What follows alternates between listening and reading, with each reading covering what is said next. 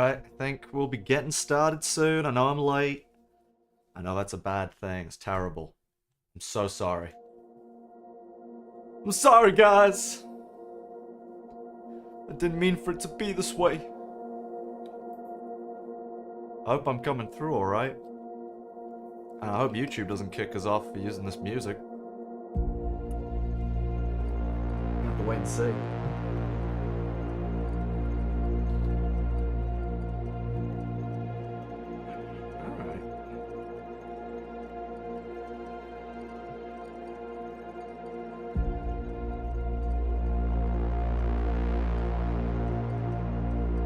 Get the show on the road.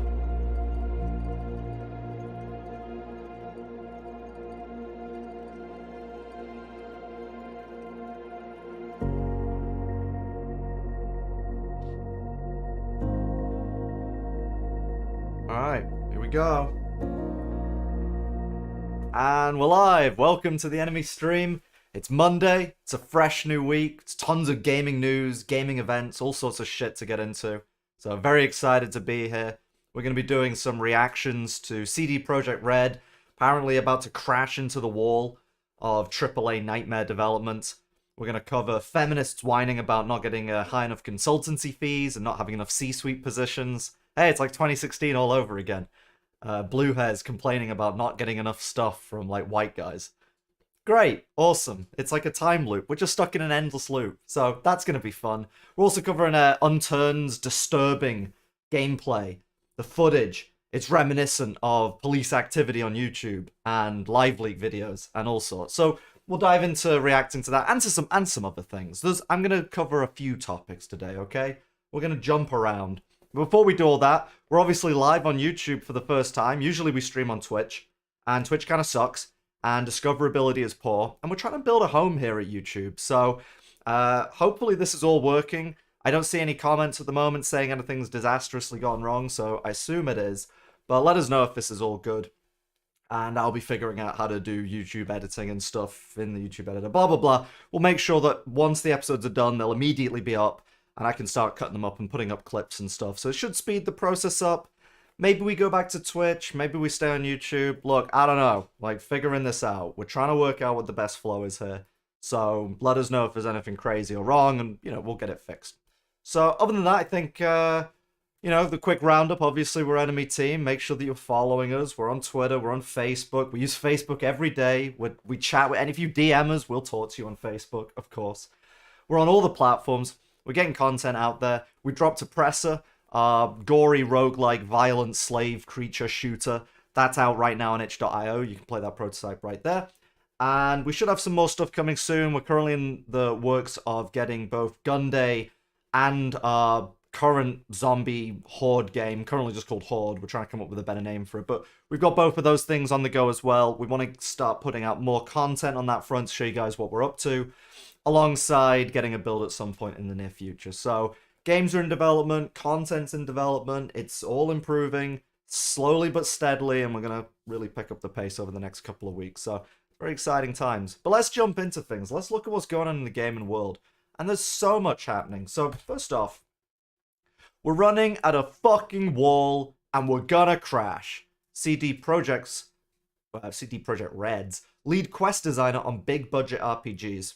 This was actually posted at the end of last week, but I didn't have time to talk about it on the last show. This was during a roundtable. Director Pavel Sasko, let's just call him Sasko. Old Sasko there says that there is staggering complexity in AAA games, unsurprisingly. We all know this. AAA has become a massive bloated mess, essentially. Budgets have exponentially increased since the HD era. I remember that a lot of developers back in sort of 06, 07, when you had the 360 and the PlayStation 3, and the big thing back then was like HD graphics going from 480 to 1080. It was like, wow, that was a sea change for budgets and for team sizes. Everything grew much, much larger because everything had to be much, much more high quality. And audio also had to match the visuals and etc, etc. Just everything became more expensive. And as AAA games have become more bombastic, more showy, we need, fancier voice acting credits. We need bigger explosions. We need more controllable scenarios where we can basically just treat the player like an actor. They're going to go through this set piece. They're not actually going to be playing a game. They're just hitting buttons to progress the story forwards, but it's going to create the illusion that they're actually doing something. It's the classic COD roller coaster experience, has been steadily applied to more and more games, including bizarrely to open world games, like we've seen with Cyberpunk, but also a lot of, Ubisoft titles, a lot of their open world games are like this. What's the stupid dinosaur game? Horizon, massive open world, but you got to do things in a certain order and no experimentation. And hey, your character's a lesbo, whether you like it or not, she's going to end up kissing girls at the end. This is how AAA has developed and grown. It's how can we make things bigger and more bombastic?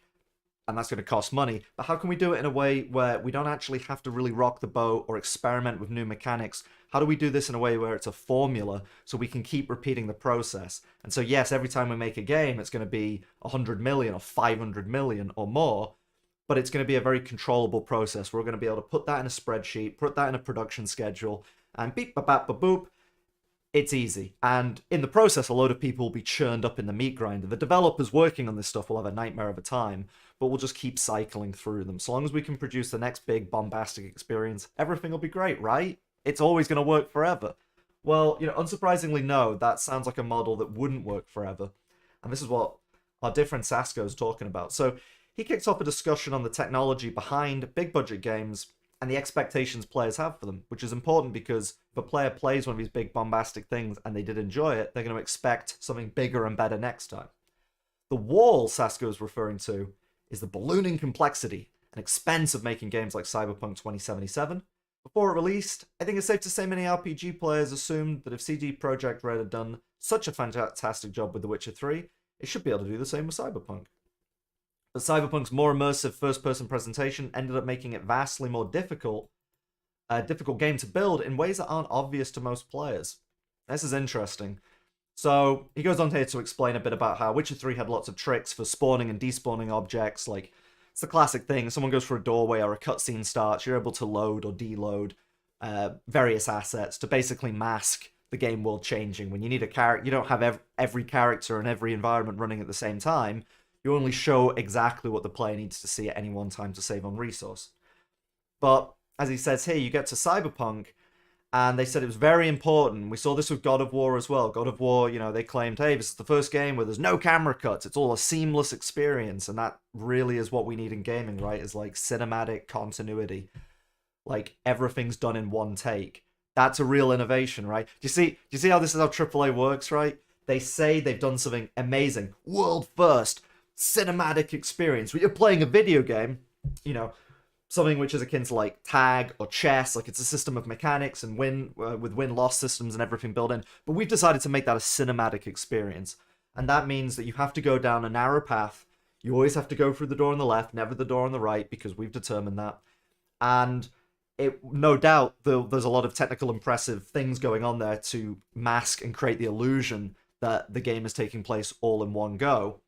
But does that actually make the game better? Do you as a gamer go, man, this is awesome? In the same way that, when you first booted up GoldenEye and you're fighting a bunch of Soviets on a runway, or you jumped into Banjo-Kazooie and you can seamlessly jump between loads of different worlds, and some of those worlds dynamically change based on things you do in other worlds. Like, that's really cool stuff where the player is engaging with the game world and poking the mechanics, poking buttons, and stuff's happening, right? Like, that's what games are. Not there was no camera cuts. And so you have this problem, apparently with Cyberpunk as well, where they're going, hey, no cuts, no black screens. You're in V all the time. You're inside them, dude. Staging is in person. It got so incredibly more expensive to generate branches. Adding branches to Witcher 3 was easy in comparison. I guess this is what he's talking about, is branching storylines, right? So, if you choose to go left instead of right, I guess in The Witcher you could mask that with camera cuts or, fade to black and come back and something's changed. But if everything from a narrative standpoint, the roller coaster is continuous, right? You don't halfway through the roller coaster suddenly lose your sight and vision and go, what the fuck? What's going on? And there's like loading noises, beep, bop, beep, boop, boop. And then suddenly you reappear on a completely different track in another theme park. No, it has to be a consistent flowing experience. That's the bombastic roller coaster. That's the thing that you can sell to people and put that footage in a fancy trailer with some awesome hip hop music. Bam, bam, bam, and it's like, wow, this is cool. Yes, I want to spend 70 quid. Successful mindfuck has occurred. I have been MK Ultra'd into thinking that this is what gaming should be all about. With just complete bombastic lights and sounds, entertainment, exhilaration, etc. But then when you actually have to build that experience, and players naturally are going to want to have choices, especially if you're doing a narrative branching game, as he says, that pushes the costs up exponentially. So for the sake of creating a more immersive narrative experience, you've massively increased the budget of the game, and as we know how this story plays out, you then end up with a game which is subpar. It's filled with bugs. It has issues. I mean, there's an entire underground segment that's still in the map that's basically unused because they ran out of time, so they just cut that content but had to leave parts of the map unused but still in there. So was all that time and energy spent to make the narrative experience more immersive really worth it? Yes, you get to say it's a world first, but at what cost? Well, it was at the cost of a really great game. So let's see what they go on to. Doing that with the tools requires an enormous budget. Disco Elysium, he pointed to as a contrast, was able to add narrative branches incredibly cheaply, thanks to text-heavy, top-down presentation. Well, look at that, so yes, did Disco Elysium make as much money as Cyberpunk? No, but relatively speaking, the amount that they put in and the amount that they got out, they probably did a better job. Smaller game, better job. Former Dragon Age creative director Mike Laidlaw said the primary challenge to him is controlling player expectations. As soon as you're delivering something that starts to be cinematic, you are then essentially inviting comparison to the most cinematic things. So you're kind of keeping pace with Naughty Dog or Cyberpunk. And he says, witnessing the rise of cinematic RPGs firsthand at BioWare, said that while working on games like Jade Empire and Star Wars Knights of the Old Republic, they had simple tools for quickly creating most conversations. And, again, so is the problem not right there in front of you that trying to control player expectations and also control the players, trying to create cinematic experiences absolutely does create expectations. You expect things to just work and for things to be seamless. But that in turn means that you can't give a player 10 choices, because that's 10 choices that you have to meticulously build out. If you decide in a first-person shooter to pick up a grenade or pick up a gun or, drop a pistol, those are all choices that once you've built the mechanics to allow you to do that, you can do that. And through that, a narrative starts to emerge, the narrative of how you get through this first-person experience. How do you shoot this guy? Do you throw a grenade at him? Do you take the door on the left or take the door on the right? That, to me, is actually a far more important narrative experience to gaming, because you're allowing the players, yes, still through a semi-controlled manner, you're still ultimately controlling where the player goes as they progress through a level or through an arena or whatever, but you're giving enough space to the player to experiment in that sandbox of mechanics. To me, that's the core of gaming, right? Is you give them the tools, and they use those tools to complete the objectives. And players will always surprise you by doing crazy shit with those tools. That's, again, some of the best stories in gaming, whether it's like truly open world, seamless experiences like Eve, where it's completely up to players if empires rise and fall, all the way down to like COD or Halo or whatever. It's those legendary stories of people pulling off amazing wins or doing unorthodox tactics, those are the real amazing stories from gaming, right?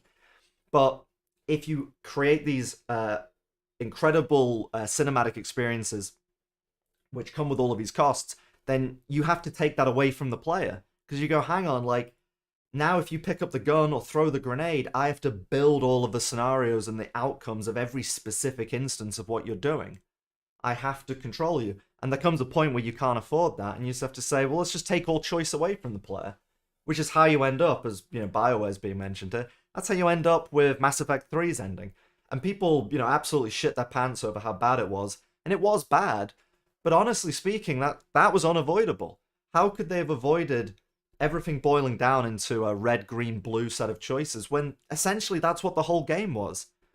Everybody played through Mass Effect in the same order. You couldn't really choose which. You could maybe do this planet before that planet, but there was a limited number of outcomes that could happen on each one. You couldn't avoid getting your shit kicked in at the beginning of Mass Effect 2 by the Collector, because that was a cinematic experience. And while it's fun and cool to go through that and see the Normandy blowing apart and stuff, you as the player had no agency in that. You couldn't choose for that to happen or for that to be avoided.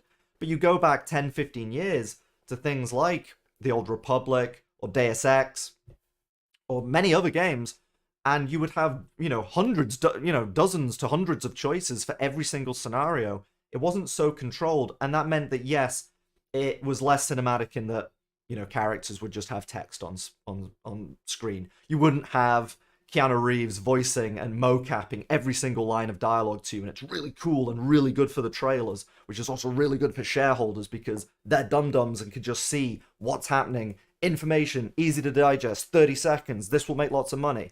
Yes, that's cool and all if you're just in it for making cash, but if you're trying to give players an amazing experience in an open world of dragons and demons, or in a massive city full of, like, robot cyber criminals, well, in those spaces, those sound like really cool sandboxes, right? Where you just sort of let players do what they want and let things turn out good, bad, ugly, whatever.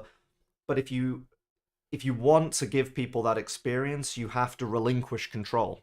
You have to. There's no other way to do it. There's no middle ground here. The middle ground is maybe something like Mass Effect, and as we see, it still has to end up with that controlling system where nobody's going to be sated because the way everyone thought it was going to play out, the way everyone thought their shepherd was going to behave, could not be offered to the player because that's thousands of different endings. Well, they only had money for 3.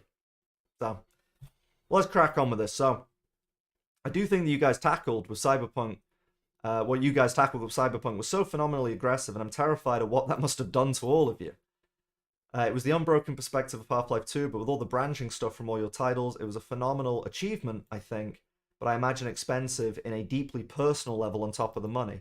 Which is a very, very important point that, we can go on about the budgets, and it's ridiculous how much money and time is being spent. But you got to think about, like, yeah, the human cost, not just like human capital, like, oh, well, the company's going to lose people because they're going to leave. But it's also like, you're putting people through a grinder. I mean, what's the Cyberpunk director over time? What's that image progression? Where is the dude? God damn. Projekt Red. Oh, Google Images just sucks ass. Google Images is terrible. There's an image of a developer from CG Projekt Red, and he just looks like absolutely terrible after like 15 years. Oh, fuck Google, man. Absolutely shit-ass image. Like, I've just done like 12 different search queries. Like, CG Projekt Director after each title, like, over time, age progression, just nothing. It's just this, Well, yeah, that's what I was looking for. Yeah, you correctly identified the name CD Projekt Red and gave me an image. Thanks. Whatever. My point being, the cost to the developers, as we saw with that meme, that image of the director, he looks haggard over time. Now, he's working on amazing games and making money, and things are growing bigger and better, and he literally looks like the life, his soul energy is being ripped out of his chest and head, and his ass and balls, and everything else. Like, it's just being pulled the fuck apart. And it's like, that is extremely important here, is that if you are applying unnatural forces to games design and games development, you're putting the staff, the people who are actually going to build it, in an extremely difficult, kind of untenable, unrealistic position. Where, yeah, they did do an amazing job. What did he say?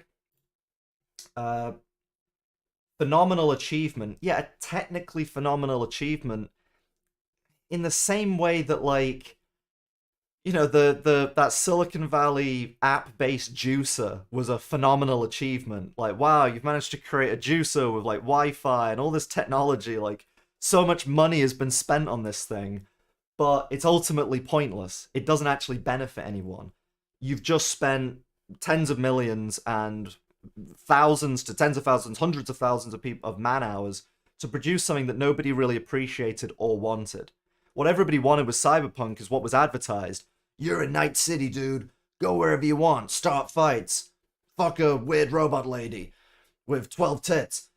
Crash a car, do whatever you want. Like, the world is your oyster. Instead, what you get is, like, do you save Johnny Silverhand, or does he become you, or do you just kill yourself? And along the way, I saw a lot of comments. I haven't played the whole game, but a lot of people talked about like the best part about the game were the side missions. And I don't think that's an accident, because the side missions, I believe, have less time and energy put into them for all this branching stuff, and thus give you a bit more freedom. And because they're optional, they're side missions, they're the part of the story where you get to choose, like, did I go to that bar and fuck that dude up? Did I steal that thing? Did I go out into the desert and do some shit with bandits and whatnot? That was the only level of control players really had over their experience. And so they're looking at the cinematic gloss, but they're also looking through it, trying to find something better. So phenomenal achievement, but ultimately you've just wrecked a load of people's lives to produce that experience. And conversely, you've also set a standard that you now need to live up to, perversely. That you need to continue going down this path, because if you don't, then you, leadership, etc., are admitting that you made the wrong choice. And that's not going to go down well. People are going to lose their jobs. People are going to get fired. People are going to get, a bad name in the industry, etc., etc. You're going to suffer reputation loss. So you got to keep going down this path. It's either admit you fucked up and deal with the consequences, or don't admit you fucked up and deal with even greater consequences in the future. There's a section here about procedural generation. I mean, I don't think we can talk... There's not much point talking about that. Procedural generation is really like an absolute nightmare. I mean, potentially, but, that's a whole other kettle of fish. Like, there's a lot of technical challenges, especially if you're talking about an open world experience. Doable, but, it'd be good to get somebody who's like a programmer in this stuff in. I know a few people. We could talk about that in the future. This guy says he loves story forward, story first content. I mean, hey, I'm just different to you, dude. I think games are games first and story follows second. Story can help in terms of setting context and lore and kind of reasons to do things.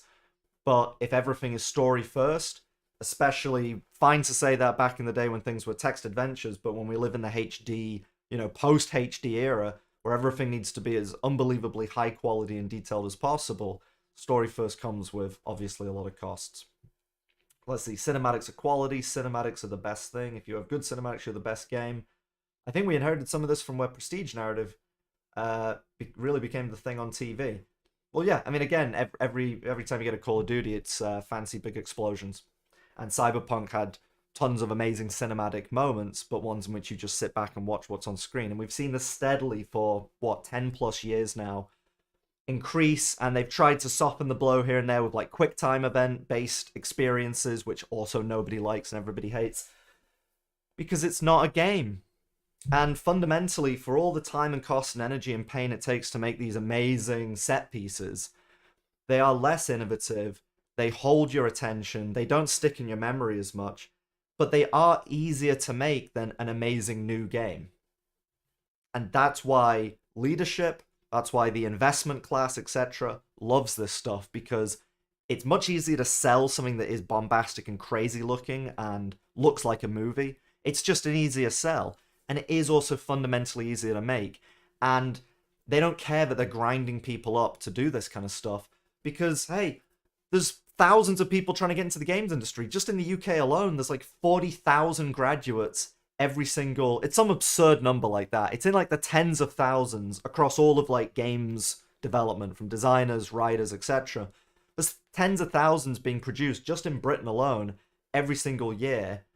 Oh, that's it. Yeah, there's only 40,000 positions in the UK, but there's like several thousand to like nearly 10,000 people graduating every year. And there's plenty of people in other courses who might have just done writing, but they want to get into games.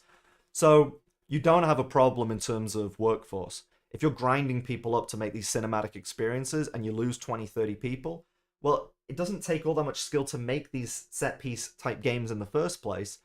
It takes a lot of grit and determination and pain, but it doesn't require like high IQ visionary thinking. So you can just recycle. Out you go. Okay, you don't want to keep putting up with this 9-year development cycle hellscape where we're just making basically one massive 90-hour movie in which the player occasionally has to press forwards. All right, go. There's 10,000 more people who will take your place.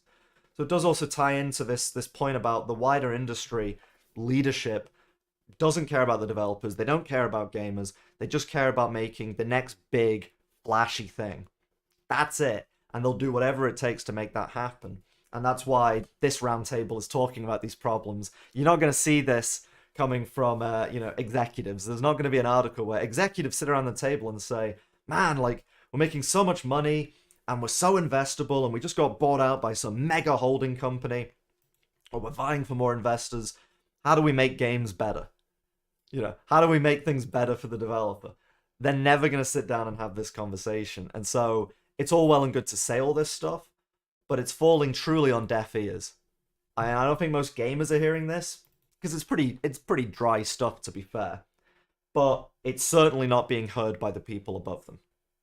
So let's see. I think sometimes even as devs, we have to take one step back and go, no, actually, prestige narrative gold cinematics are a tool that we can use and not the thing that makes us good. Like, Dahoy. Let's see. I prefer to focus on emotionality. Yeah. Okay, let's just round this off here. It's essentially, I'm sorry to say, but the die has been cast on this for companies like CD Projekt Red and others. This is how they make their money. And, as much of a disaster the game was at launch and how many issues it had, they were still able to trick enough people with all the fancy flashing lights and celebrity cameos and etc., and coverage across the board, bought and paid for, by the way. Everyone made their money, and lots of money came in as a consequence of this thing being made. So it doesn't matter if the developers are saying, this is driving us towards complete doom and destruction. It doesn't matter if gamers are going, we're not actually enjoying this, we're routinely disappointed and we want something better. The people running the show are in it for making money right now, today. They're not thinking about tomorrow. And when tomorrow comes, as and when the wall is crashed into at high speed, which could be today, it could be tomorrow, it could be years, who knows?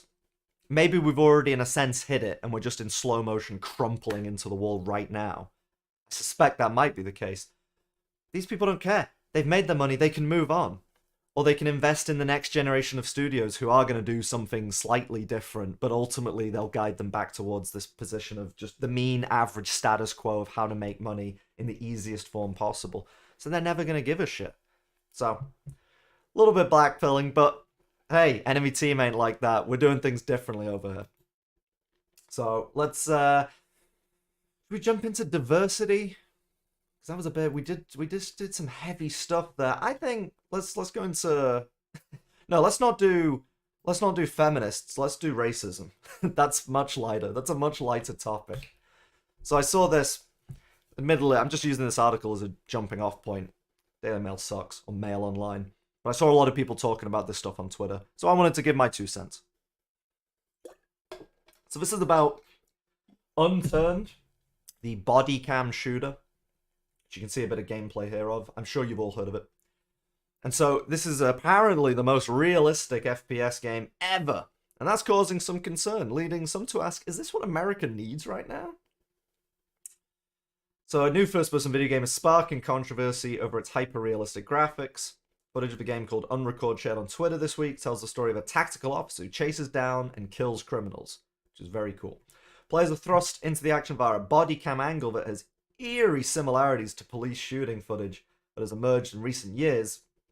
One Twitter user said the tactical shooter game gives real credibility to the nonsense politicians have been spewing for years about video games conditioning young people. Honestly, I've seen so many, I feel like I'm living in 1999 or 2003 all over again. This is like Jack Thompson level shit. Here we go again. Games are so realistic that it's disturbing, that it's going to affect people's, it's gonna brain fuck them. They're gonna be MK Ultra'd into going out and committing shootings. And it's gonna cause emotional damage and harm to people. Yes, we've literally had 30 years of games where you're murdering criminals or aliens or committing genocides or setting prostitutes on fire in GTA. The world has gone to shit, but I think there are other reasons for that happening. But hey, over here, some people are playing with a toy which lets you shoot women and, blow up aliens. Oh no, this is the most awful thing ever. That shit did kind of die down, but I think the reason this is picking back up is it's not the photogrammetry, it's not the photorealism necessarily. as this article points out, like, is this what America needs right now? It's because there's so much body cam shooting footage. And again, let's just get to the crux of it.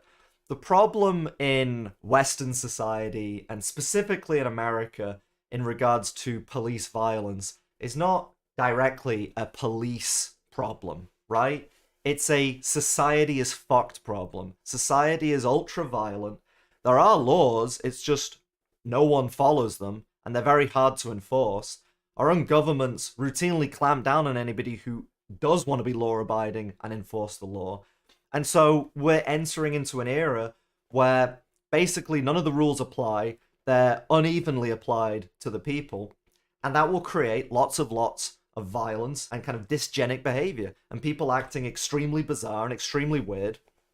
And as people lose any kind of grounding in their culture and society, you're going to see more mass shootings, you're going to see more robbery, you're going to see more lootings. As law enforcement continues to like not do a good job, people will further push the nature of their violence and level of criminality even further. And people who ordinarily wouldn't be violent or criminal will get sucked into it as well. That is what is happening currently in society. And here comes a game which, you know, I don't know if they're going to be holding up a mirror to society or not, but they've simply latched on to the fact that there's a lot of body cam footage. It's an interesting perspective, and it'd be interesting to play from that perspective. They've just found a niche. They've found like a different new way of approaching the problem. And instead of anybody looking at this game and going, well, why does this exist in the first place? The problem isn't it existing, in my opinion. The problem is that it exists because there's been such a massive proliferation. There's such a huge amount of body cam footage of police, whether rightfully or wrongfully, shooting down people in America, that it's kind of ingrained into the cultural zeitgeist now. The problem isn't the game. The problem is society. And just like in the past, just like with Doom, and just like with GTA with Hot Coffee, and Gears of War, and anything else in the past which has led people to go, society is collapsing, things are terrible, everything's going to shit, because of video games. It's like, no, the games exist in the context of the societal problems. They're downstream, right? Like, literally, if the river is polluted, and that pollution is coming from an estuary further upstream, you don't just clean the river and say the problem's the river. You go to the source, right? And you fix that. Or you at least focus on that and start talking about it and say, this is the real problem. The body cam gamer footage, and we don't even know if it's the developer showed off like, hey, this is a real game. I don't know quite so much how much you control this experience, if this is more of a narrative game or whatever. Even if it is, you're in full control and you are the one doing the shooting and all this kind of stuff. It is essentially no different to GTA or SWAT or any other shooting game that we've been playing over the past 20, 30 years. And there is no correlation, or extremely little correlation, that gaming, whatever the context, has some kind of major psychological effect on you that you would start to replicate the actions that you're seeing on screen in real life. And even if that is the case with certain people, like, okay, certain people are fucked up. Like, that's going to happen. Certain people are going to see stuff in movies or TV and interpret it in like completely wacky, kooky ways. Again, not because of the game, but because of the wacky, kooky stuff in their head. Just like the wacky, kooky stuff in society. But we have, you know, even people like Trainwrecks TV, I don't know much about, big streamer, I guess. Watching a real leak from a military or police operation, the clear distinction between real and fake is necessary, but this level of realism, in my opinion, gives real credibility to the nonsense politicians have been spewing for years about video games conditioning young people. And it's like, I mean, what a stupid comment. The nonsense. So politicians have been saying nonsense. The nonsense being that video games are violent and too realistic, and thus are conditioning young people. Well, here comes a game that is slightly more realistic in its visuals and presentation, and you say that this then gives credibility to that nonsense. Does anybody see how that logically doesn't make any fucking sense whatsoever? So let's continue. I'm going to get a lot of hate for this, but this level of realism in video games should be heavily moderated in shooters for anyone under a certain age. I hope parents do their job. Again, like, am I crazy here? Have we not been having this conversation for like 20 years? We have age ratings. We have age restrictions. games for the most part are played through platforms. In order to buy the game, you need access to a credit or debit card. That is something that children are not. You can't have them. Can't have a debit card if you can't. You can't as a baby. A baby can't go into a bank and go, goo goo gaga, I'd like a credit account. It's not possible. So we already have all of the steps in place to protect children or vulnerable people from exposure to this kind of content. It's just that no one cares. Again, we live in a society. This goes back to, it doesn't matter how many rules you put in place. Rules and laws are only as good as the society that enacts them is. If you say, hey, don't stab people, but everybody in the society doesn't give a shit about rule of law and loves stabbing people, does it matter that there's a law? Well, it's the same with this. I used to work in a retail shop in the UK that sells games, unsurprisingly. And the amount of times we would have to say to parents buying games with their kids, like, hey, this is an 18 plus, by the way, or this is a 15. Just, if you're buying this for your kid, we just have to let you know that these are the rules. He couldn't buy it on his own. And they'd just be like, yeah, fine. The amount of copies of GTA that we sold to parents with kids, like, crazy. It was constant. That was back in, 2006. Well, do we think parenting has gotten any better since the mid-2000s? Do we think the modern generation of parents are much more responsible and much more with it? Absolutely not. They are turbo gub crazy. More so than the previous gen. So, this problem again is, if that's a problem, it's not the fault of the games developer. It's not the fault of the publisher or even the people in retail. Unless you want to pass laws where we say, we have the discretion to be able to not sell games to certain people. Well, that's discrimination, right? Like, if a mother comes in, I go, you look like a mother. Hey, I get a sense you're a mother. I'm not going to sell games. You're not allowed to buy games from me, mother. Because I think you're going to give it to Billy. And then Billy's going to go out and, shoot black people. Just like he sees on police activity. He's going to replicate that. He's going to go out, find a car with a black guy in it, and just start firing into his face because he played 25 minutes of Unrecord. Like, does that make sense? Does that sound sensible to anybody? Does that sound actually enforceable? Does that, and again, does that sound like that's the actual problem? Shouldn't we be looking at the wider problems in our culture? No, just blame games again. Let's see. Anything else in this article? We could probably move on. Yeah, some people were saying, hey, the gameplay's fake, and then the developer showed, hey, no, it's real, you will actually be able to run around. The game will have no biased or, I don't even know how to pronounce that, take on criminal acts and police violence. We also respect and understand people who might feel disturbed by the game's image. Art cannot fight against interpretation. There is still an issue of realistic gun violence that is plaguing the US, which has experienced 163 mass shootings so far this year. Nice one, guys. Going for the world record there. Then there is also a split. By the way, who's doing all that shooting? Can we just run that through the FBI racial crime stats division? What's going on over there? Sorry. And again, not really mentioned as much in this article, but that's a big part of this, is people are basically saying this game's racist. You're going to see this a lot more. Prediction time. You're going to see people claim that this game has a racial component to it. That's why it's talking about, is this what America really needs right now? You're absolutely going to see that. I've already seen people talking about it on Twitter, but it's going to build up. So we'll hold off on talking about that more until it blows up in the future. But I guarantee you that's where this is going. And I will say, very smart of these guys.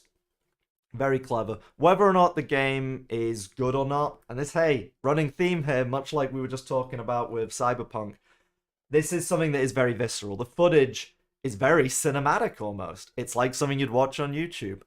It's very eye-catching. It's very interesting. It looks unique, but it also looks understandable. You get that it's a first-person shooter game, but it's just being presented in a slightly different way. Now, it might be complete dog shit. We don't know. It might be fake. It might be real. Don't care at this stage. What is interesting is that they've done something which has immediately captured absolutely everyone's attention and got people jumping, saying, this is too violent. This is going to affect kids. This is racist. This is evil. This needs regulation. This is going to result in them making an absolute shit ton of money. They're going to make so much money off of this, unless they totally shit the bed and they make a very bad game. It's so bad that no one touches it. But I think they are absolutely on track. If they just stay the course, this is a tremendously good business move. So hopefully it's a great game. I hope it's amazing. But from a marketing standpoint, this is like A class, S tier behavior, in my opinion. So well done, guys. Now let's go to the complete opposite end of the spectrum for S tier marketing. And this isn't really gaming news. I just wanted to do a reaction to this because it's just funny. So I got an advert for this on Facebook, and I just couldn't help but look at it some more. So this is Metagamers. That's a community-driven DeFi integrated business where income generated through our services is shared with token holders. And it started in 2023 with just a few people coming together to do what they love. Little did they know it would grow into the thriving gaming crypto. Our dedicated members enjoy meeting often for different events and activities. Ooh. Passion and enthusiasm go hand in hand with everything we do. Oh, that's nice. What is Metagamers? Metagamers will be an open world in the metaverse based on the latest technology which merges together Web 3.0, blockchain, VR, and AR. Holy shit. That means wherever I go, I can be in the metaverse. I can be in the metagame. We're building an open world using Unreal Engine 5 with different subject areas. Do you see why I clicked on this? I got a Facebook ad for this, and immediately it's like AI generated art. Like, here's a, that lady has like no face. She just has like a giant mouth for a face. Using weird terminology like different subject areas. It's just bizarre shit. So we're gonna do a reaction. And I got Michael on stage to let me know if the noise levels are okay. I forgot to plug in my head again. Me with the forgetting to plug in headphones. I hate headphones, so it's not really that I forget. It's that I try to delete the existence of headphones from my memory. But I'm gonna have to wear them to do this reaction. So let's look at their video, which is letting us know what Metagamers is actually all about. Let's get into this. Metagamers welcomes you. Metagamers is a community-driven, DeFi integrated business where income generated through our services is shared with token holders. Now, what is Metagamers about? Okay. Metagamers was founded in 2023 after a group of individuals decided to turn their shared As opposed to a group of individuals, as opposed to what? A group of groups? interests. It's always a group. A group is always made up of individuals. We aim to grow together as a community and to offer our members a project that will evolve with time. Evolution. When you decide to join us, you too will gain access to various events and, most importantly, to a group of like-minded individuals who are just as passionate as you are. I love like-minded. I'd love to find people who are just the same mind as me and just as passionate as me. That sounds cool. We aim to create a post-apocalyptic game in the metaverse where, along with other players, you will create characters, trade assets, and establish yourselves in a post-apocalyptic setting. The text is wrong. That's establish yourself in the post-apocalypse in a futuristic setting. And he realized that that sentence doesn't really work, so he just skipped it. I would have done a second take on this. I mean, if you're streaming, then everything's going out live. I'll fuck up and I'll go, and whatnot. But if you're doing like a presentation pitch, it helps to get a script ready and to do more than one take. So that's my first bit of feedback for the metagamers. Everything else I'm on board with. I love passion. I love individuals. I love being part of groups that all think the same. And so, yeah. And a post-apocalyptic sci-fi game sounds awesome. So I am on board, but that's my feedback so far. With a futuristic twist. Before the creation of the game, however, we will create an NFT marketplace of characters, assets, vehicles, etc., which will allow you to earn in-game money and to trade with fellow players. Okay, so, this is another direction that the games industry is trying to go in, and I think the standard has been set by the bigger players talking about how the metaverse is the future, not just for gaming and interaction, but for like commerce, that you're going to be able to have like retail shops and land and everything. And this is now pulling loads of other people into the games industry who really have no business being here. Because I think if you want to be in the games industry, first and foremost, it should be because you want to make games for gamers. You want to make their lives better. You want to make them feel emotions, positive or negative, but ones that they are going to enjoy feeling, and that you are building on what has come before. You're not just trying to maintain what we've done before, you're trying to advance all the good stuff, learn from it. What was good with gaming and what was bad? Bad, fuck off. Good, how do we make that great? How do we make that better? Not, how can we create an NFT marketplace and put a facade of a game on top of it or around it? How can we kind of trick people into playing our game, and how can we appeal to people's like deepest, darkest desires of like greed and laziness. This idea of, well, if I'm involved in a Bitcoin type thing or crypto of some sort, or NFTs, there's a way of me getting rich really quick, and I can have fun while doing. I don't even need to think. I'll be shooting people in my post-apocalyptic game, and every time I get a kill, I'm gonna make money off of it. And also, if people are fighting on my land, then I can charge them in game and get mad NFT valuations or some shit off the back of that. It's very not well thought out, and it's appealing to really negative base emotions within people, which to me is like the opposite. Games should bring like joy and fun and entertainment to your life and kind of lift and elevate you and help alleviate any of the problems that you're having. The fact that there is a growing number of people who are trying to pull gaming in the direction of like, let's turn this into a job. We need you to have an asset portfolio, and your life, your actual life and income will live and die based on people playing a video game and the actual lifespan of that game itself. I can't think of anything more stressful than that. Like if I'm a kid playing Banjo-Kazooie back in '98, and I'm thinking like, hey, if I don't defeat Gruntilda, I'm gonna lose half of my net worth. Does that sound good? Does that sound fun? Because that's what this sounds like. With metagamers, you'll be able to live as your character in the metaverse, with an apocalyptic twist to really let you live that Mad Max dream. Our survivors will be able to trade out. I like that. You'll be able to live as your character in the metaverse, but with an apocalyptic twist to really let you live that Mad Max dream. And we've all had it. We've all had the Mad Max dream. We've all wished to be starving and dehydrated, being chased by cancer-filled rape men in corridors, having nightmare flashes to friends and family and loved ones who have all been slaughtered and run over and crushed. I've had that dream many times. So this is, again, I'm back on board, basically. Sets explore the vast and dangerous wastes, and completely immerse themselves as they wander the wasteland, all powered by Unreal Engine 5. Ooh, gotta get that name drop. We understand that our aspirations for this game are huge, and whilst we are still at the early stages, we will look within our community for ideas and help for all of us to survive the waste together and reach our goal. Okay. What's this all about? Metagamers, as a crypto, will redistribute 5% back to the community, with 2% redistributed to the holders. Okay. An additional 2% will be used to fuel the liquidity pool exchange growth. Of course. And 1% will be allocated to the marketing wallet. Yes. Our future aspirations are laid out on our website. That's a solid business plan, guys. Let's just read that again. So the tokenomics, you're going to do 2% redistributed to holders, and then you're going to use 2% to fuel the liquidity. Yes, and then we allocate to the marketing wallet. It all makes sense. How could this fail? It's the marketing wallet. Right in the roadmap. The future of metagamers is bold, creative, and will expand into the metaverse gaming. We look forward to bringing our investors our vision, one that will take us far beyond anyone's imagination. As you can see, we have laid out the phases, which we will soon allocate dates for, as our crypto is launched on Pink Sale. One thing, guys, I'm just taking a look here. I'm not seeing anything about making a really great video game, though. I'm seeing that you're going to deploy contracts, you're going to do Pink Sale, pre-sales.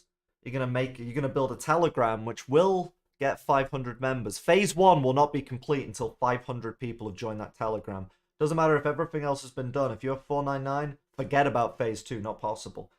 Successful launch, I assume that means you'll make a good game. You're gonna do a white paper. I'm not really seeing like how to, using the technology to make a really fun set of mechanics. If you're making a Mad Max game, I'd have listed here like, hey, we're gonna have like great driving and like vehicle building. We're going to have like crazy weaponry and factions of different weird people. You got naked women on towers screaming. You got weird cancer white dudes running around. You got Russians with spikes on their head, etc., etc. But this is all about contracts and retrieving investment. So it kind of sounds like it's a scam. I mean, I don't think it is, but it kind of sounds like that. On other platforms. Here we go. Oh, okay. Skip phase 3 and 4. If you need can just any help, look that up later. We have our FAQ site on how to buy, set up MetaMask on Trust Wallet, and how to manage the token on the website as well. Cool. Our website also features a contact box where the owner and the admins will be able to reply to you with any queries. Thank you for listening, and hope you enjoy Metagames. Should we ask them a question? Should we? Yeah. Well, I don't know if I want to put my email in. I'm gonna. Yeah, let me. I'll type this out. My name. Oh, don't wanna. Okay. I'm gonna do this later. No, I'm not gonna do it because things are gonna pop up in the boxes. Don't like that. No, Johnny. You almost tricked me with that. I'll send him a question. Like, we'll do that in the next episode. I'm gonna send him a question and be like, what would the best question be? I think just straight up like, what's the grift here, guys? Yeah, let's go in like as grifters. We'll go in and be like, look, I want to get as many gamers. If I can bring you 1,000 gamers, how much money can I bilk out of them? And let's see if we can get them to go along with that. Like, if they'll just straight up be like, oh, that'd be great. If you can get us 1,000 gamers, yeah, we'll straight up pay you for. We'll pay you to screw people over. Can we get them to say that? That would be very funny. Okay. Well, I think we can move on from metagamers. But, you know, like I said, this is sort of. This isn't coming out of nowhere. People talking about building open worlds with crypto wallets and NFTs and yada yada. Everybody that I've met involved in anything metaverse related is all about, it's about owning assets and land and trading and swapping, and it becomes a whole job and it's the future, and everybody will be plugged in constantly into VR, AR headsets. Even if you're on your bus going to work to do your awful 9-to-5 job, you can still be checking and tracking your portfolio of, I don't know, Mad Max Wasteland heads you've ripped off of people to trade with some other dude for money or something. You know, that doesn't sound like a fun future to me. That sounds like a nightmare future. That sounds more post-apocalyptic and like Wasteland-esque than the game and the subject matter itself. And it's not coming from nowhere. This all sounds, again, like a very easy way to make games. Hey, another running theme here. Instead of just doing the hard part, instead of just putting energy and effort into like, how do we build a cool system of mechanics? How do we build a cool sandbox? How do we make something that works on a mobile phone or on an Xbox and do something that enriches people's lives? Instead, it's how do we trick people into getting sucked into a world in which they're constantly trading Wasteland NFTs and, I don't know, logging into Coinbase every 12 seconds to panicking over, am I about to lose my entire net worth and I'm gonna have to sell my house and my car and everything else just to live because this game, because I lost a game or this game shut down out of nowhere. It's absurd. I mean, games are literally entertainment to escape from reality, and what these fucking parasites want to do is strap an AR headset to you so that when you're in reality, you're being pulled into a world of investment and portfolio and shares and assets. And when you're in the game, you probably want to get out so you can check that stuff as well. It's like that they're trying to turn escapism into your reality. And the escapism is more real than reality itself, if you get what I mean. Like, somebody punching you in real life on the bus will be less damaging to you than someone screwing you over in the game and stealing all of your assets, because that's actually like your money going down the drain. That sounds fucking horrific.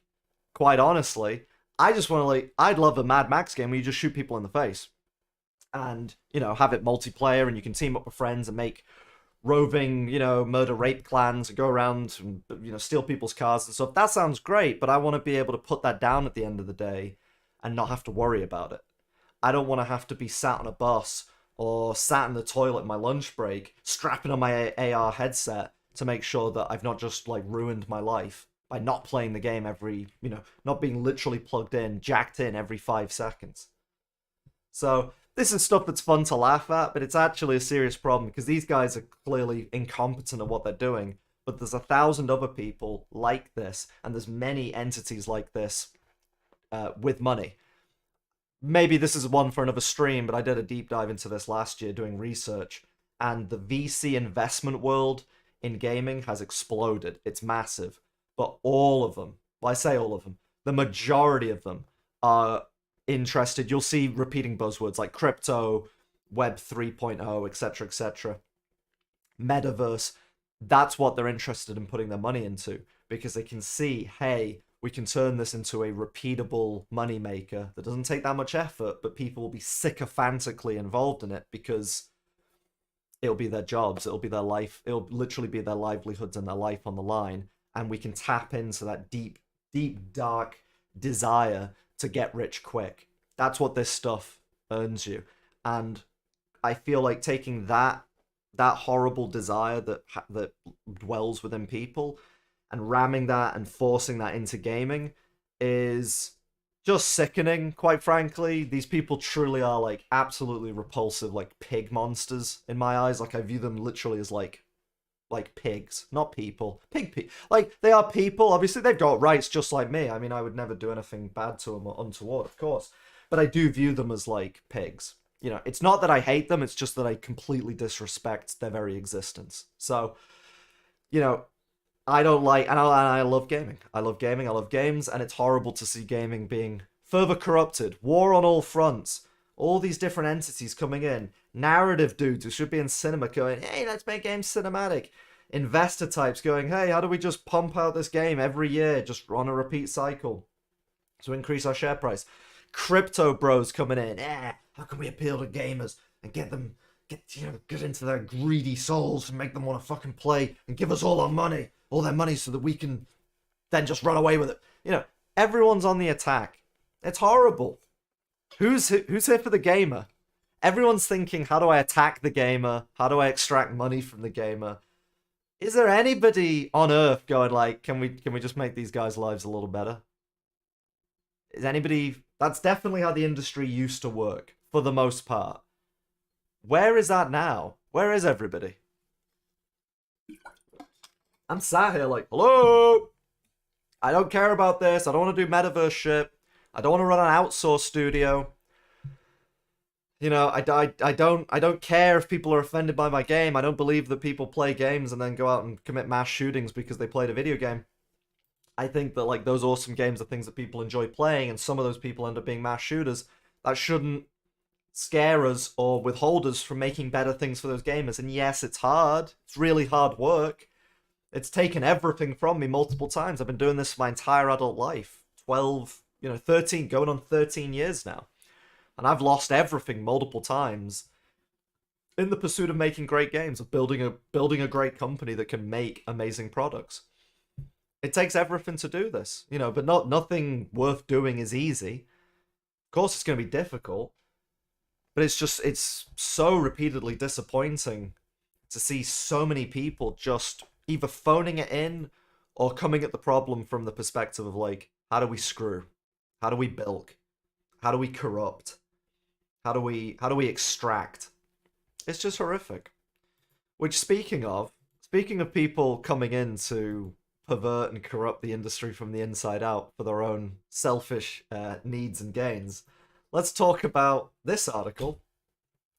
If we stop talking about diversity, people might assume we've ticked that box. This is from Ensemble 2023, No Code's Ramana Ramzan on the importance of retention and diverse leadership in overcoming industry imbalance. Cool. Throughout the past month, people from across London and the rest of the UK have been able to see example of folks from underrepresented groups that are rising up through the games industry. And that's definitely not like an artificial astroturfed rising up that's coming down from like Larry Fink level investment procedures. Not at all. This has come in the form of the annual Ensemble exhibition organised by the team behind the London Games Festival, which displays profiles of this year's cohort to attendees at WASD, which is a boring as shit game show. And then later passerby at Trafalgar Square. I don't even know what that means. During this year's Ensemble photo shoot, we sat down with No Code's producer Ramana Ramzan to talk about how she needs more money. Ensemble is great because diversity and inclusion are so important to our industry, she says, and we are making progress, but nowhere near as much progress as we should be making, or at the pace we should be making it. I have to ask, like, okay, sorry, so what is enough progress for you? One, what are we progressing towards? What is enough progress? And what is the pace that it should be at? I haven't read this whole article. I'm going to assume, based on what we've already read, it's about like, there's not enough, hey, there's too many white dudes in the games industry, there's not enough women, and there's not enough black people, and there's not enough Asian people, and there's not enough transgender people, there's too many straight people, blah, blah, blah, blah, blah. Okay, so if you're saying that we are not doing a good enough job pulling all of these people into the games industry, and we're not doing it at the right pace, tell us, what is that? You notice these people never do that. It's kind of like psychics, when psychics are like, there's somebody in the crowd, I'm thinking Terry, and then someone goes, Terry, I had a dad who died, he was called Terry, and they go, yes, yes.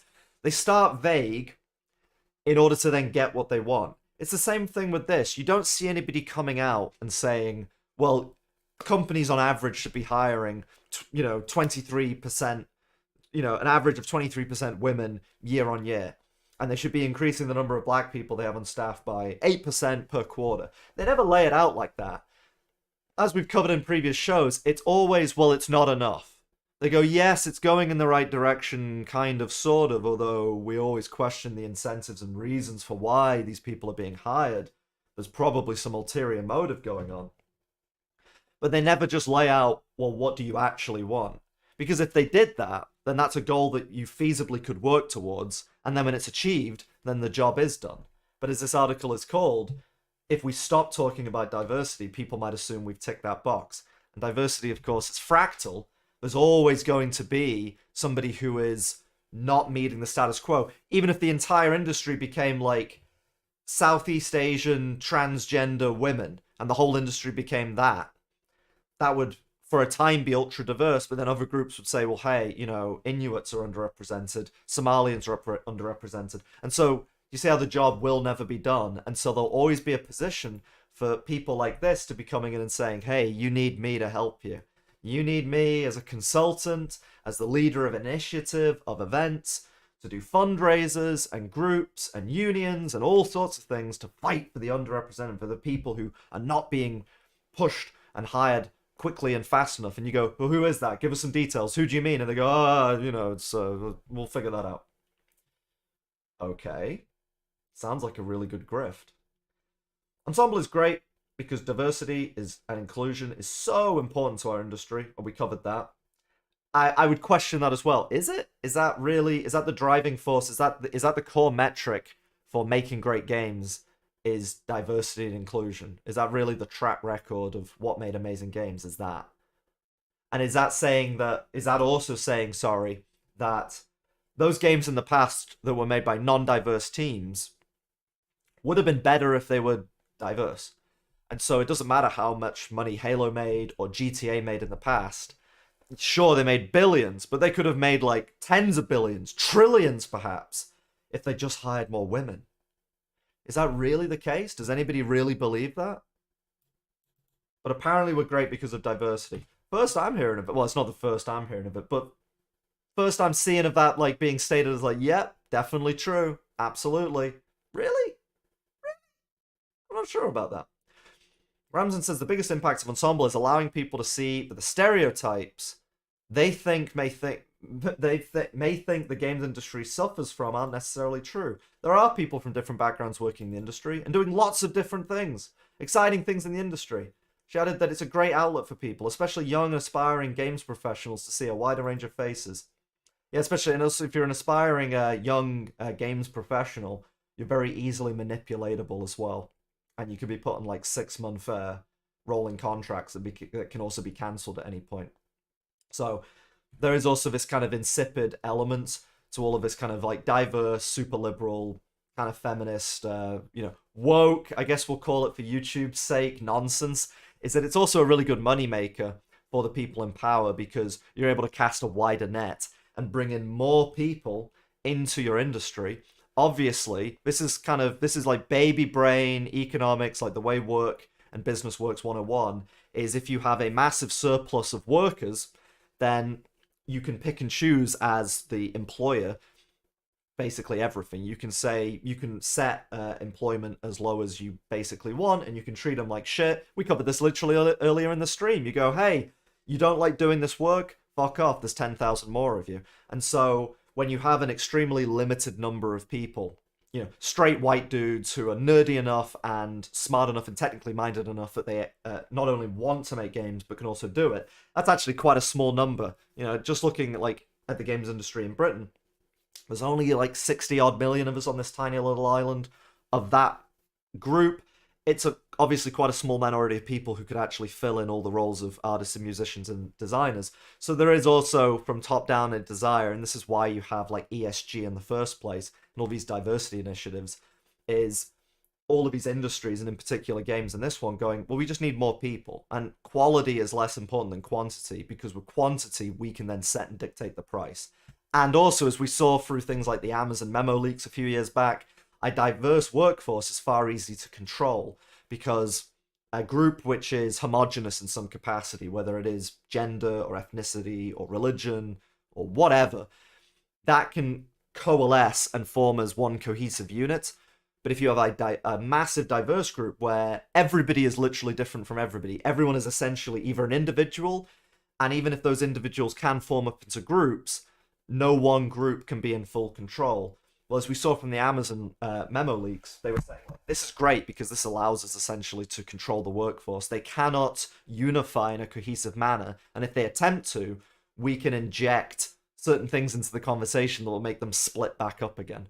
So, as much as these articles were going on about, it's all about inclusivity and righting racial injustices and gender injustices and doing things right, there is also a tremendous money-making element to this. That, liberalism and capitalism kind of go hand in hand. Maybe one exists because of the other. So let's see.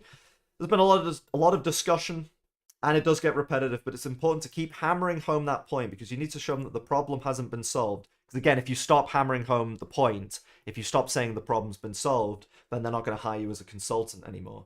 And if the reason that you were able to get your position and your friends were able to get that position is through quotas, whether it's racial, gender, whatever, then when you stop doing that, they'll stop doing the quotas. Well, that's you and all of your friends and everybody that you identify with as your group, your tribe. You're all going to be out in your asses pretty quick.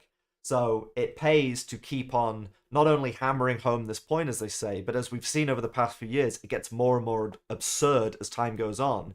They have to get more extreme in their rhetoric. If they continue with the same rhetoric, then the flame dies out. You go, yeah, we've heard it all before. So you need to keep upping the ante every single week, every single month, until it gets to not just absurd levels like we're dealing with now, but like we get into like post-absurd, like mind-destroying levels of insanity. That's essentially, and here's where you are. That's exactly where you are right now. So it's going to be very fun to see where this takes us next.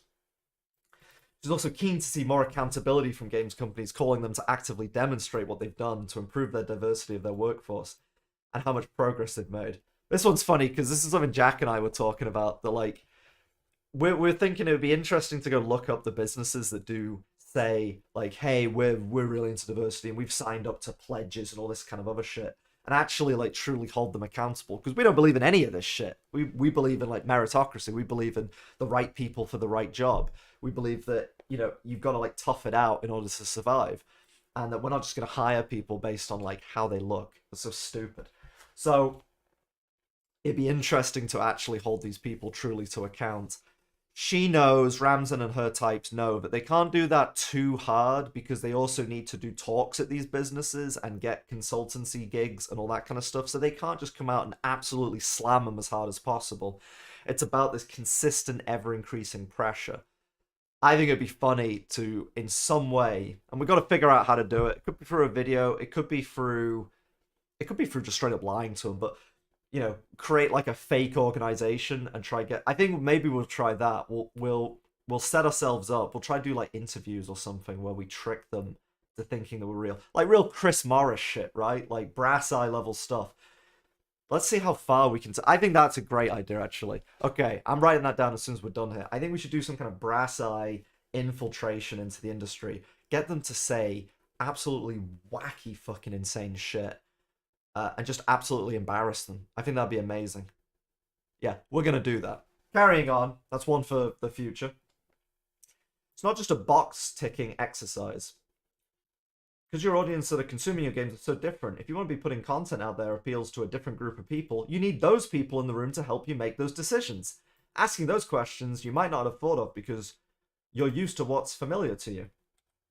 As we all know, amazing games like Breath of the Wild or Elden Ring, games made by like ethnically homogenous, almost entirely male teams, they also had giant departments though in there which had like black women and like Inuits and Chinese people, and also they had every race, creed. They had like Irish Catholics and Protestants in the corner of the room. They were kicking the shit out of each other. They were petrol bombing each other, but occasionally they'd stop fighting, and the Japanese guys would be like, "Oh, what do you think of this tower design in Breath of the Wild?"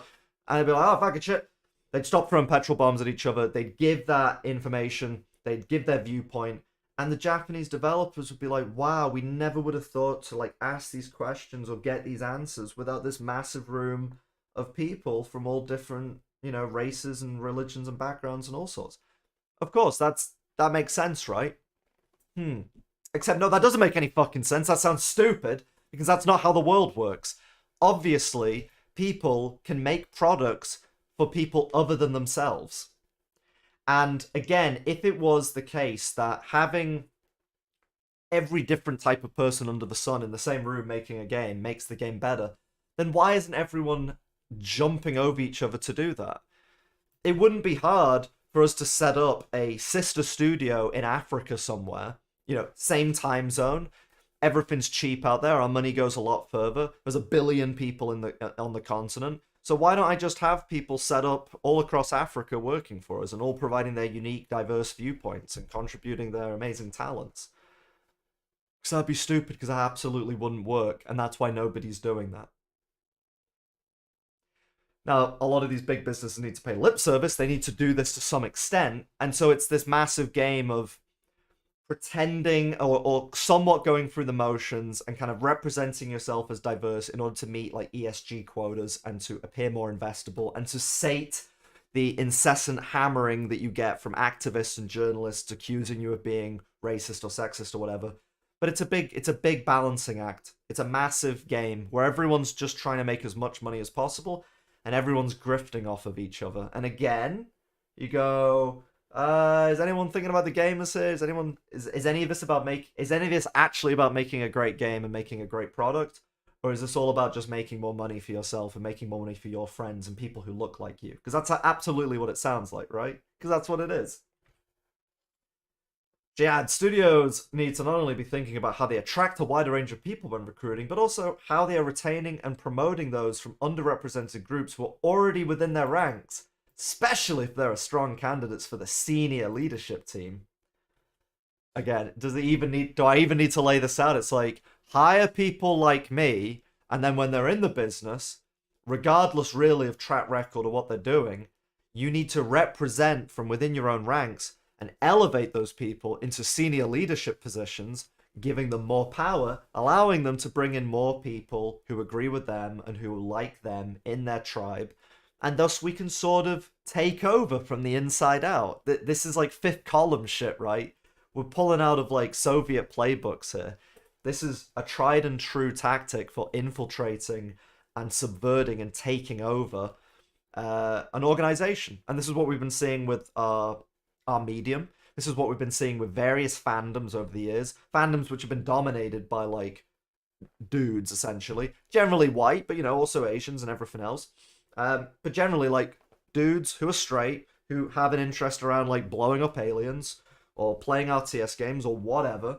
And then there's this infiltration process where it starts with, oh, well, what's the problem with one or two people coming in? And hey, they're a bit different. That's cool. No one has a problem with that. But then it starts to get to the point where the people in the room who are a bit different go, hey, there's not enough different people in here. That's not the fault of like our group not wanting to be a part of it. That's your fault. And you're keeping us out, even though we are here. And this is how the process starts. It begins with a tiny little crack, a little wedge going in the crack, and then it goes in and it widens until the whole thing gets broken apart.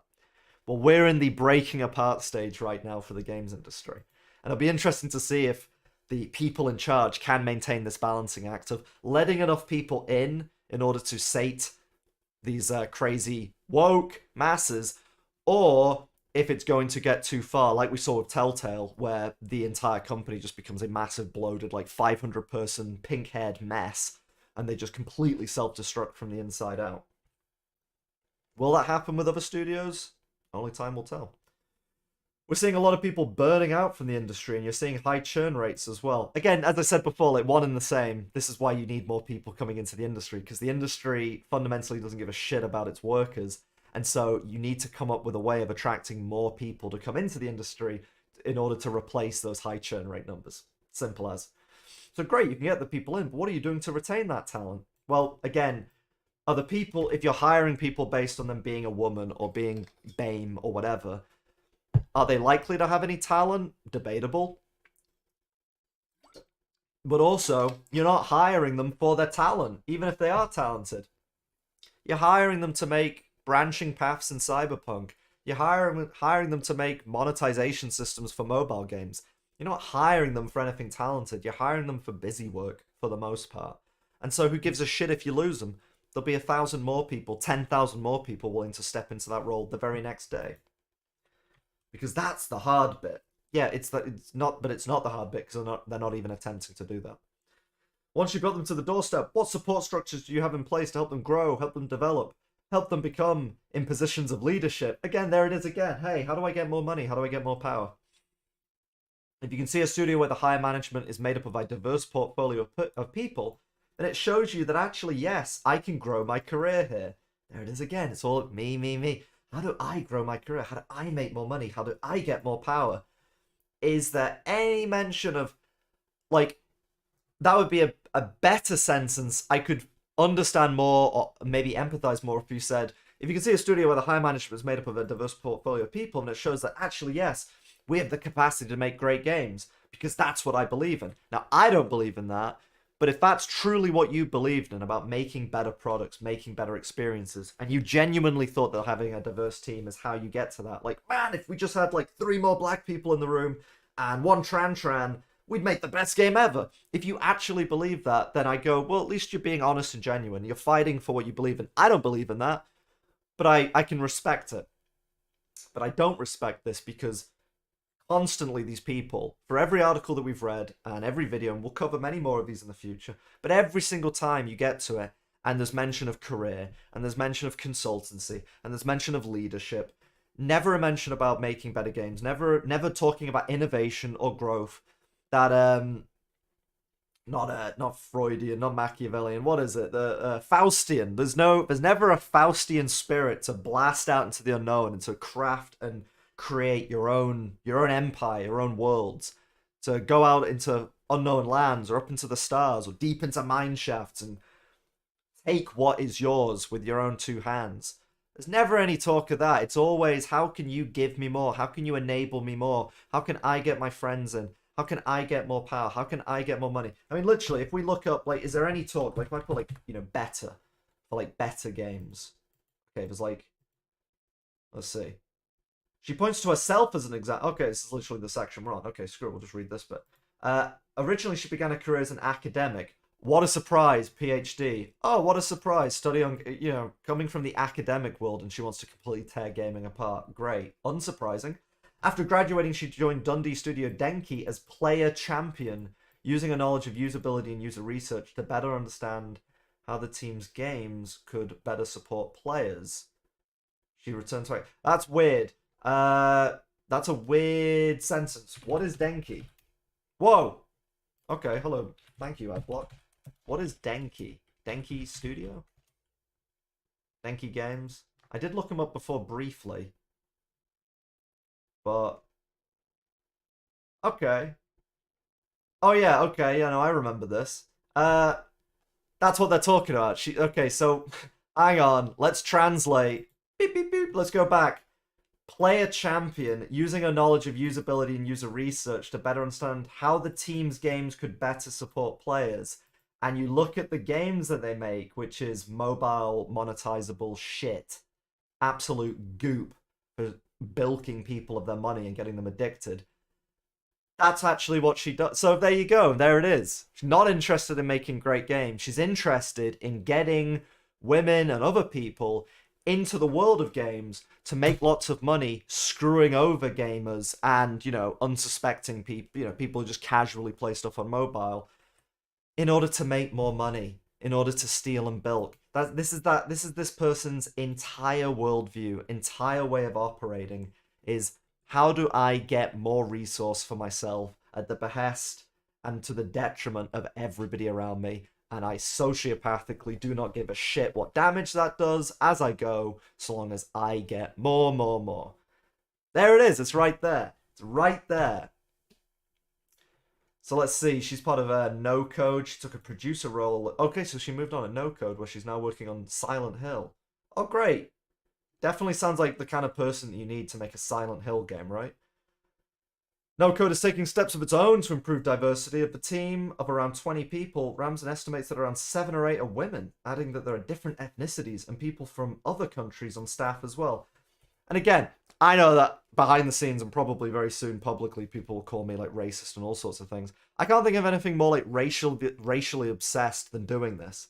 It's always not, I mean, this is a super trite point of like, it's the left who are the real racists. I'm not one of those types, but it is to say that these people always go to counting the number of people in the room and then going, what race are you? What's your gender? What's your sexuality? Let me itemize it. It's like that lady, there was a lady who managed like continuity. She was like the continuity lady at Pixar. So her job is just to make sure like if someone puts a cup down that it remains there. But she went off and made like a diversity spreadsheet that would then analyze every scene in their movies and break down like how many women are on screen, who's black, who's white, who's Asian, etc. And the team was so impressed that they now use this tool in everything that they produce. And it's like I can't think of anything more disturbing than saying like, hey, this scene's good, but it's not got enough Chinese people in it. There's not enough brown skin on screen at this time. Too much white skin. Or, hey, not enough white skin. We need a bit more white-skinned people on screen. What a bizarre way of making entertainment. And this is exactly what you get here. You're sat in a room, you're applying for a job, and Ramsden is sat across the table from you. And you're going to be sitting there sweating bullets as, you know, as any ethnicity, I guess, or as any from any background, she can be like, which quota do I fill? How do I... And, you know, this is the interesting thing. This stuff also makes you, like, more deceptive. Why am I still wearing headphones? I hate headphones. I can hear myself now. This stuff makes you more deceptive as well, because now you're going to be thinking, like, how do I get in on the grift? How do I present myself as being of a certain creed, a certain background, whatever? That makes you a kind of deceitful person as well, right? It sucks you into the game, this kind of ideological, what would you call it? Like the woke stack, I guess is what it's called. You start playing that game. And now you're not thinking about how to make the best product possible. Now you're thinking about how to advance your career by presenting yourself as a certain ethnicity or a certain race or a certain religion, whatever. Okay. Again, that pulls us further and further away from how do we just, as a cohesive group, make an amazing product. So let's see. Let's round this off. You have to do the groundwork to be able to attract people to come to you, because a lot of the time, especially with women, they might be overqualified, but the way we look at ourselves is we often don't think we're quite right for the job. What a fucking unbelievably arrogant thing to say. Obviously, she's talking about herself. Little Miss PhD. Women with PhDs are the most insufferable group on earth. More than spandex dudes cycling. More than vegans. I mean, there's a big overlap with vegans and PhD fucking graduates, but holy shit, just the most useless people on earth. And so, I mean, Dunning-Kruger doesn't begin to describe these people. They do nothing with their lives. They slink into jobs where they fucking figure out how to monetize, rape people of their money. And then they go around going, well, I'm so overqualified. You know, people don't even hire me because I'm just too overqualified. I'm just so fucking great, darling. It's pathetic. Ah! How disgusting. Let's see. Just encouraging someone or having the conversations and suggesting, have you thought about it? You'd be a great fit. Hey, at this company where we make like absolute trash mobile games, where we screw like middle-aged women out of their money, 12 pence at a time, you'd be a great fit for that. And also, like, we need another black, but hey, you're like a black woman. I need more of those. It's like Pokemon. I've got white women. I got some gay dudes. But I haven't got a black woman. I need one of those in my group. I was gonna say something else then. I'm not gonna say that. I need you in my group. Let's call it in my. I was gonna say another word. I can't say that. Ah! I'm not on Twitch. I could probably rock the boat more, but I'm not gonna do it just yet. Let's save that for later. Let's get Gumroad set up. I'm gonna say some stuff on off-platform. But you get what I'm saying. Hey, you're part of my organization. I got it. I finally got a black woman. Yes, I've caught one. Now you're on my team. Now I look better. Now I can increase my consultancy fees because I have a better track record of hiring people based on, like, melatonin levels in their skin and shit. Anyway, right. Let's really wrap this up. She recalls a moment with Denki boss Colin Anderson, a white man, most likely, saying, I remember initially having imposter syndrome and speaking to Colin about it and saying, I don't know if I can voice my opinion on this particular issue because look at the team's repertoire for games.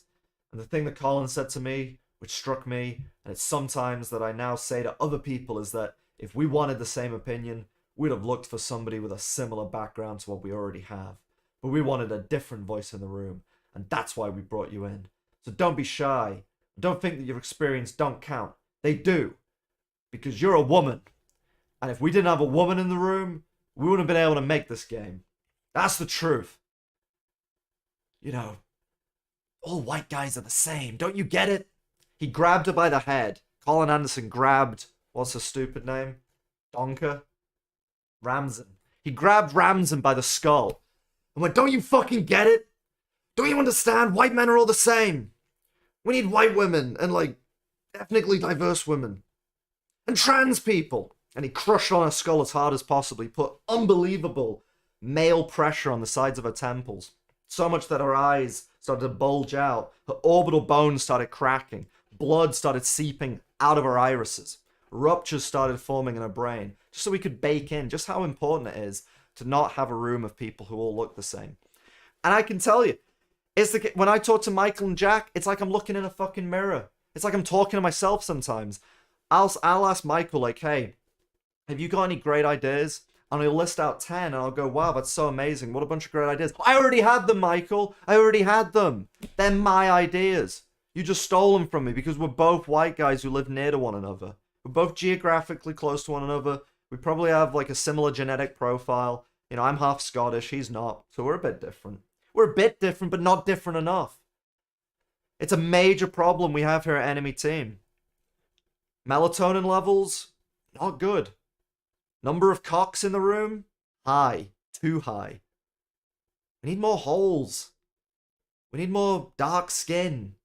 And we need people who are, like, really, really, like, can't even speak the same language as us. We need people from elsewhere, guys.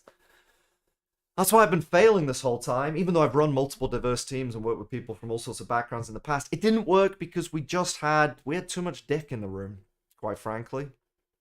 Too much white dick. That's what they're saying. Break it down, that's what they're saying. It's so fucking insane. But I say more power to them. I truly believe, and again, here's where we can make it funny. I'm happy. When I make some money, I'm happy to create a funding vehicle for, like, all women teams. I don't even care if it, like, breaks. I don't even think you can do that. But, like, hey, we're just going to give money to women. We're just going to give money to Africans. Like, let's invest in them and let's see if they can do as good a job or a better job. Because that's what these people keep saying. That's what they keep saying. Hey, that's what Colin Anderson thinks and Ramsden. That's what these people think, is that, hey, we have different people in the room, different voices, that objectively makes the game better. Well, why don't we just finally put this to the fucking test, eh? Why don't we just assemble a team of the most different people on Earth and just see if they do a better job? Because they objectively should, right? That's the metric, right? And you got to ask yourself, why don't these people do that? Why don't they do that? You could do it. You could create a super team.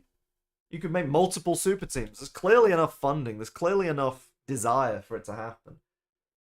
So why not just do it? Well, you know, if anyone remembers that episode of Survivor, was it Survivor? I can't remember what the show was called, but they had, like, an all-women team and an all-male team, and they just threw them onto the island with, like, nothing. And it's like, you know, fend for yourself, build your own shelter and all that kind of stuff. Let's just see, can you, you know, and all the women went in with gusto and go, oh, you know, we can do it. We're just as good as the boys. We can do a better job than them. Literally within, like, a day, they're all, you know, they don't have a campfire, they have no shelter, they're all crying, they're all miserable, and they just slink over to the guys, and they're like, whatever you want us to do, we'll do it, just let us have fire. And it's like, oh yeah, that's how human civilization started. And that's, in a sense, what you would have with this as well, is if you started building these types of teams, they would very quickly not work. And that would become very problematic for the grift, because it would kind of force them to actually take a position. It would force them to set a standard, a metric that they actually have to live up to. And then when they inevitably completely fail to live up to that metric, and we all go, hey, it didn't work, so can we can all this diversity shit, this nonsense, and actually just get on with like letting the right people do the right job. And if somebody wants to make games, they'll find a way to make it work.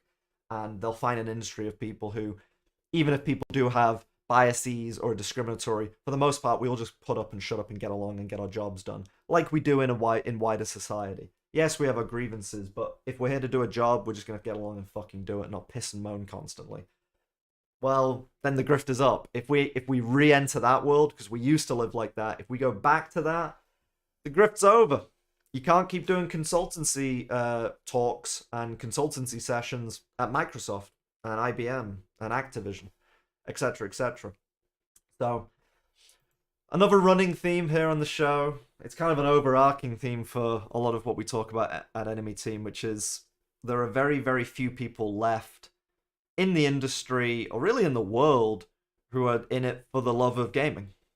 And it's very sad to see. It's obviously beneficial for us in the sense of, well, all we have to do is make great games. All we have to do is practice what we preach, and success will follow. It's an inevitability. And it's just a case of, will we be unlucky as we have in the past? And will we be able to surmount that bad luck and continue forwards without needing to grift and without needing to sell out our values?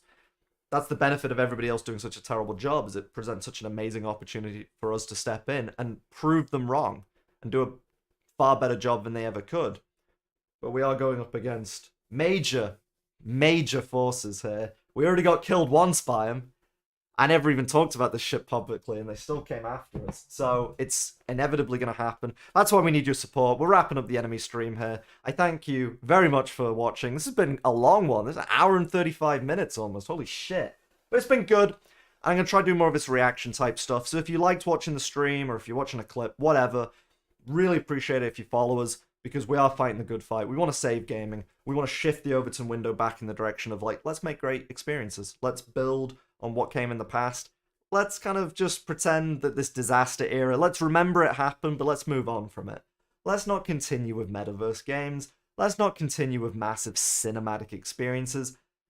Let us get back to what makes gaming great, but let's bring that into the future. Let's figure out how to make stuff amazing for the next generation, instead of just thinking, how do we monetize the next generation?